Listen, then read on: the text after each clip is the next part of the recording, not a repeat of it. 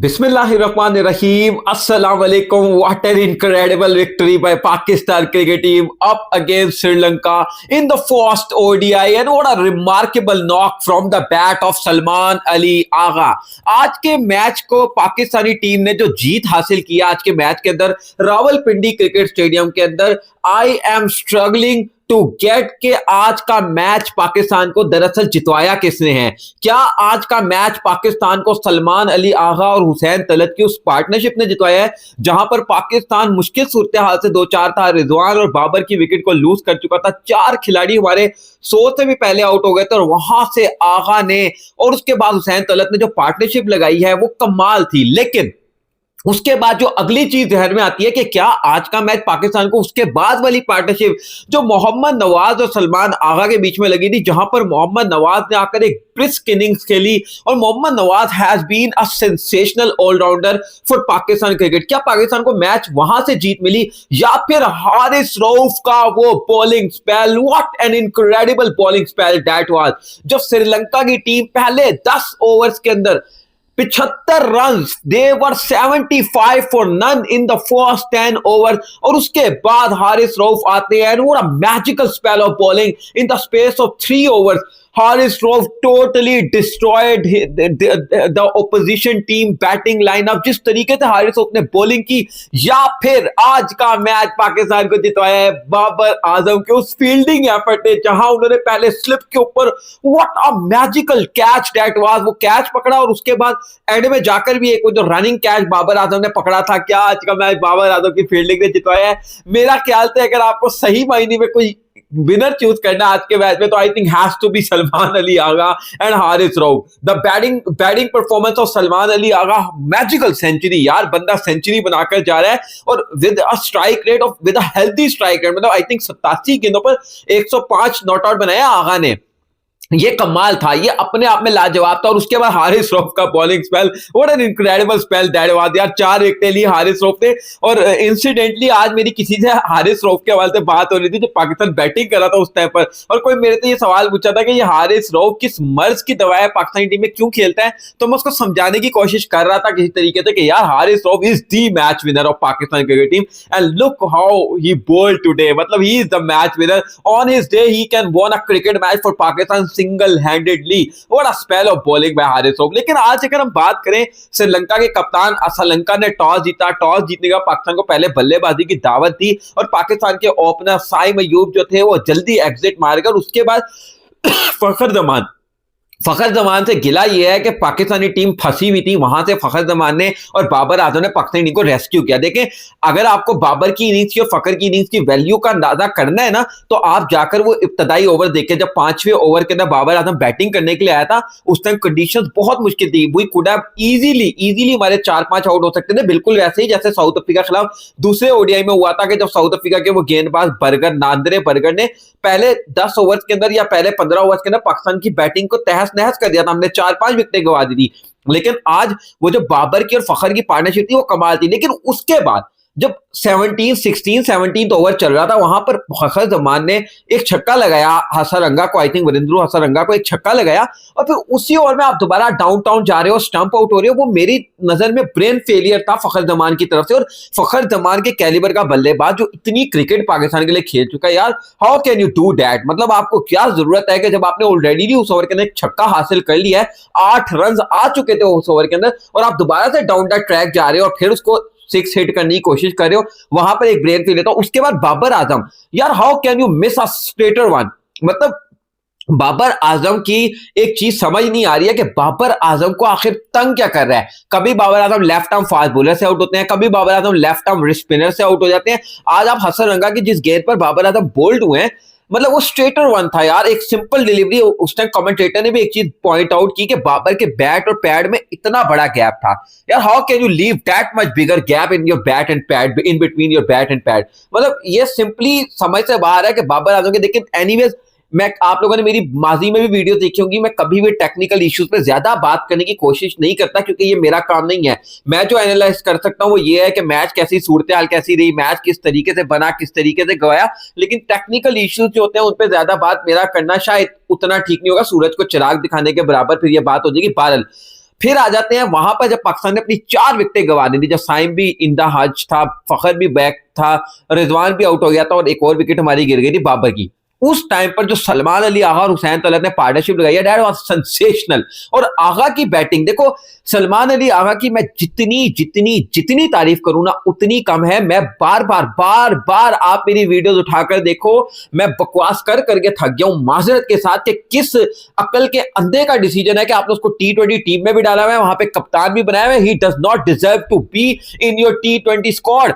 वो T20 का player नहीं है, आप उसकी गेम खराब कर रहे हो। वो टेस्ट क्रिकेट का, वो ओडीआई फॉर्मेट का चीता है, लेकिन आप जबरदस्ती उसको T20 फॉर्मेट में घुसाकर, मैं तो हैरान हूं, मैं उस बंदे पे हैरान हूं कि आप उस बंदे का अंदाजा लगाओ लो कि how incredible cricketer he is, कि आपने उसको T20 फॉर्मेट एशिया कप में खिलाया। वो वहां पर उसका मेंटल प्रेशर, 3 दफा इंडिया से वो हारा है कप्तानी में, और उसकी बैटिंग तीनों मैचेस में फेलियर थी, तीनों मैचेस में। उसके बावजूद वो मेंटली इतना टफ है कि वो इस सीरीज में आकर, या इससे पिछली साउथ अफ्रीका वाली सीरीज के अंदर भी वो बैटिंग करके दिखा रहे हैं। इवन आप टेस्ट मैचेस के अंदर भी देखो, साउथ अफ्रीका के खिलाफ उन्होंने वहां पर भी बैटिंग लाजवाब की थी। एक मैच में तो 92 रनों की इनिंग्स खेली थी। तो ये उस बंदे का कैलिबर है कि वो इतना मेंटल स्ट्रेस लेने के बावजूद यहां पर आके इतना अच्छा कर रहा है, लेकिन T20 फॉर्मेट में आप उसकी गेम खराब कर रहे हो, जबरदस्ती उसका कैरियर भी खराब कर रहे हो। कि वो तो अगर इतना स्ट्रांग ना होता तो जितना उसको T20 के एशिया कप में मेंटल प्रेशर पड़ा है, जितनी उसको गालियां पड़ी हैं, और जितने हमारे फॉर्मर क्रिकेटर्स से उसको लान तान पड़ी है, या even rest of the world से, तो उसको तो अंडर प्रेशर होना चाहिए था। यहां पर उसके रन नहीं आने चाहिए थे, लेकिन उसके बावजूद उसके रन आ रहे हैं। तो that speaks the volume of this cricketer, that tells you, that shows कि भाई साहब वो कमाल है। लेकिन जहां का वो है उसको वहीं रहने दो, उसको वनडे टेस्ट फॉर्मेट में रहने दो, उसको जबरदस्ती T20 फॉर्मेट में घुसाकर वो कौवा चला हंस की चाल और अपनी भी भूल गया वाला हिसाब मत करवाओ उसके साथ, माजरत के साथ। But well done to Salman Ali Agha, an incredible knock यार। मतलब जिस समय पर आगा बैटिंग करने के लिए आया था, मैं कमेंटेटर्स को सुन रहा था, कमेंटेटर्स कह रहे थे कि अगर यहां से आगा की पार्टनरशिप लगती है अलॉन्ग विद हुसैन तलत, अगर पाकिस्तान यहां से 260 बनाने में कामयाब हो जाता है तो बड़ी गनीमत होगी, बड़ी गनीमत होगी।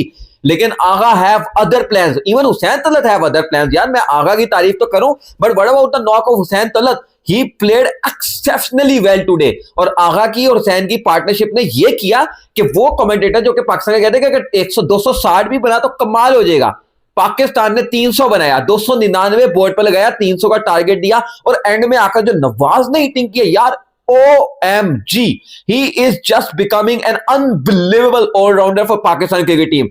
यार कमाल है, बहुत कमाल है। हाँ एक चीज जरूर है कि आज फिर मुझे समझ नहीं आई कि अबरार को कल किस अकल के अंधे का डिसीजन होता है जो अबरार को ड्रॉप कर देता है। जबरदस्ती आप अपनी टीम में ऑलराउंडर्स भरने के चक्रों में नवाज को भी, फहीम को भी, फलाने को भी, के ढिमकाने को भी, और आप नवाज जो अबरार को उठाकर बाहर कर देते हो। आपको अबरार को रखना चाहिए था आज के मैच की प्लेइंग 11 के अंदर। ऐसा नहीं है कि आप जीत गए तो हर चीज पे पर्दा डल जाए जी कि सब कुछ अच्छा, सब कुछ अच्छा, सब कुछ अच्छा नहीं है। अबरार को आज खेलना चाहिए था, नो मैटर। आज फहीम ने अच्छा खेला है, मैं मानता हूं कि फहीम ने बॉलिंग आला की है, मैं मानता हूं नवाज ने भी बॉलिंग आला किया है, नवाज ने तो बैटिंग भी आला किया, but still I am saying that कि आपकी टीम में अबरार होना चाहिए था। रिगार्डलेस कि आपने किस तरह से डालना था वो आपका मतलब है। आपने एक फास्ट बॉलर ड्रॉप करना था, आप करते, आई डोंट केयर। आप नसीम को ना खिलाते, आप मतलब मैं क्या कह सकता हूं, हारिस रऊफ को तो खैर मैं कह नहीं सकता। What an incredible spell of bowling by Haris Rauf यार। और बाबर आजम, यू ब्यूटी यार, वो जब बाबर ने कैच पकड़ा था, that was sensational, that was a ब्रेथटेकिंग catch यार। वो बॉल उसको पास कर गई थी।